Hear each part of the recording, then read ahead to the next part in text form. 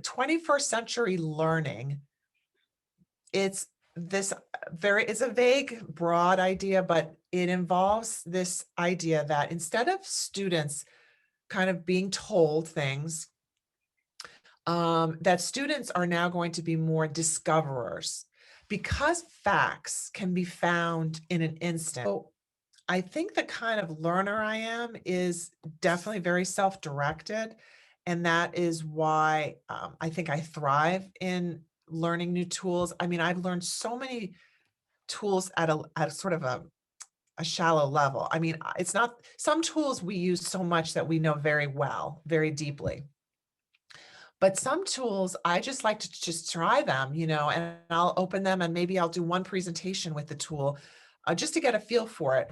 And it does take a little time, but I guess I enjoy the learning process, the discovery process of something different, something fresh. I like that novelty. Whereas I think some people don't enjoy that sense of novelty. They like something that's more familiar.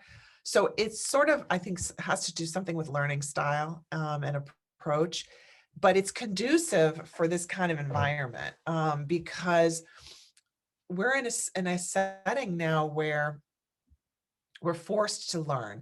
And I like being challenged to learn, but if you're someone who really is very uncomfortable with that, this is a very hard time to be a teacher because there is a lot of rapid change.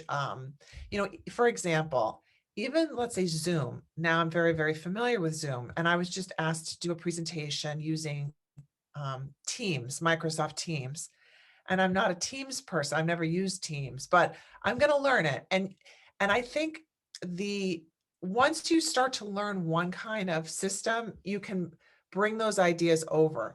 So, for example, with teaching, if you have the essentials, which are, warm up the students, get them interested, let them notice language, create an activity that will engage them, create a reason to interact, give them something that's authentic, create a sense of game-like aspect to the task. When you have those elements, it doesn't matter if you're teaching listening or grammar or vocabulary, you kind of can use those same elements over and over.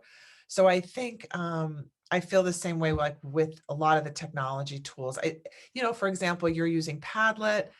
There are many tools that are really similar to Padlet. So once you've learned one, it's not that difficult really to bring those ideas over and try a new one. And there's just so much out there. Sometimes it can be overwhelming. So you kind of have to know when is enough. But I think I enjoy that learning culture, and we're really immersed in that right now because everyone's learning and everyone's sharing. So many of these things are free to teachers right now, so it's a great time to try them out.